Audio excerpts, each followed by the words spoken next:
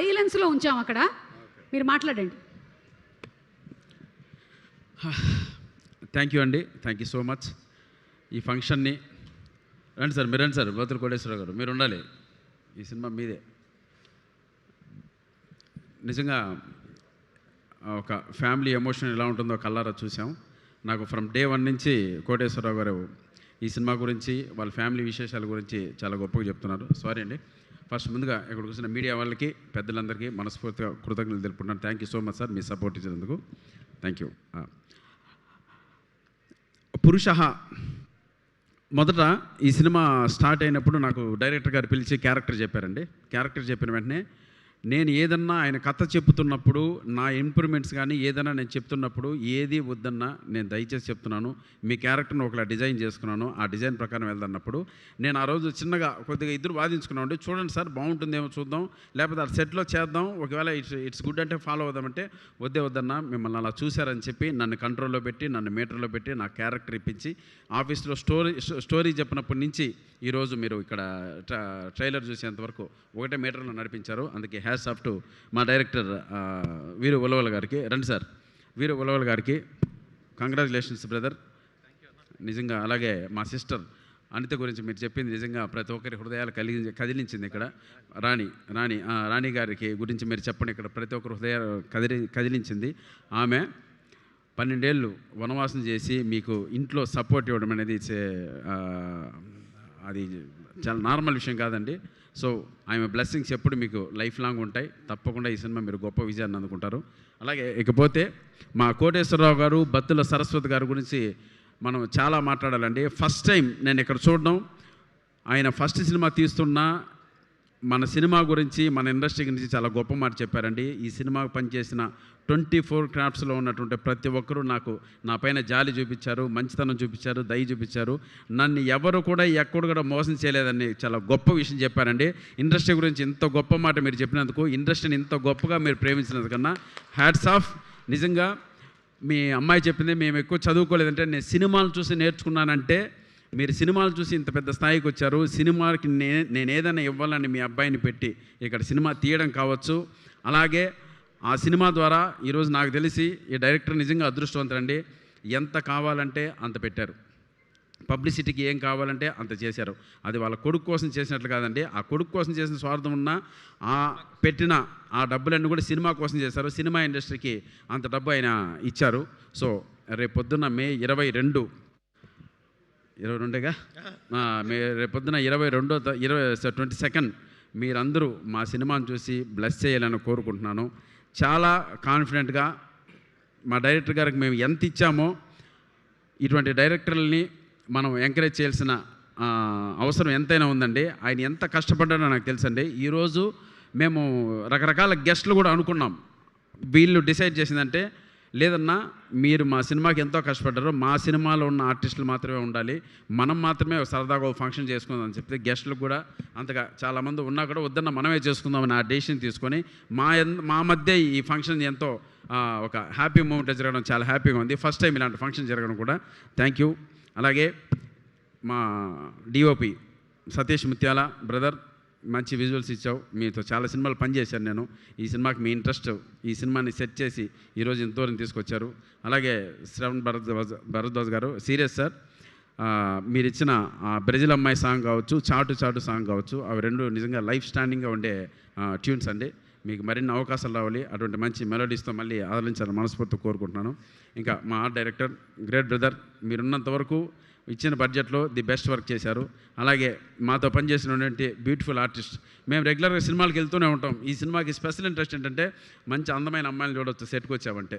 మా హాసిని చూడొచ్చు, రిషికాని చూడొచ్చు, అలాగే రాయించాన్ని చూడొచ్చు, మిమ్మల్ని సంధ్యాన్ని కూడా చూడొచ్చు. వీళ్ళందరూ ఎప్పుడు సెట్లో ఉంటారు కాబట్టి మాకు చాలా ఫన్గా, చాలా హ్యాపీగా ఉంది మీతో వర్క్ చేయడం. మీ అందరికీ, పైగా తెలుగు అమ్మాయిలు తెలుగు నేర్చుకున్నారు, మీ అందరికీ మంచి భవిష్యత్తు ఉన్నారని మనస్ఫూర్తిగా కోరుకుంటున్నాను. తప్పకుండా మీ అందరికీ మంచి అవకాశాలు వచ్చి తెలుగు సినిమా ఇండస్ట్రీలో మీరు లీడ్ చేయాలని కోరుకుంటున్నాను. Thank you. అలాగే ఇంకెవరు ఉన్నారా? ఇంకెవరు? సారీ బ్రదర్, మా హీరో పవన్ కళ్యాణ్, నిజంగా బ్రదర్ ఏ జన్మలో ఎంత అదృష్టం చేసుకున్నావో నీకు మీ అక్కగారు కావచ్చు, మీ నాన్నగారు కావచ్చు, ఇటువంటి ఒక కుటుంబం దొరకడం నిజంగా నీ పూర్వజన్మ సుకృతం. వాళ్ళు నీ గురించి చెప్పిన మాటలు కావచ్చు, మీరు వాళ్ళ గురించి చెప్పినటువంటి మాటలు కావచ్చు, అవన్నీ నిజంగా చెప్తుంటే ఇలా ఉంటుందా ఒక ఫ్యామిలీ? ఇంత ఎమోషనల్గా ఉంటారా? ఇంత ఫ్యామిలీ ఎమోషన్ ఇంకా ఈ కాలంలో కూడా ఇలా మెయింటైన్ చేస్తున్నారా అన్నదానికి ఒక గొప్ప ఫ్యామిలీగా మిమ్మల్ని మేము చూస్తున్నాం.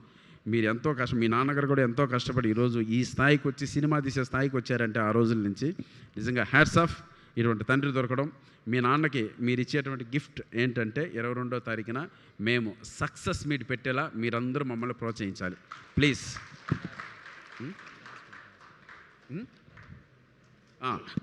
మా కసిరెడ్డి రాజ్ కుమార్ ఈ మధ్య లేటెస్ట్ సెన్సేషన్ కమెడియన్, చాలా సినిమాల్లో కనపడుతున్నాడు.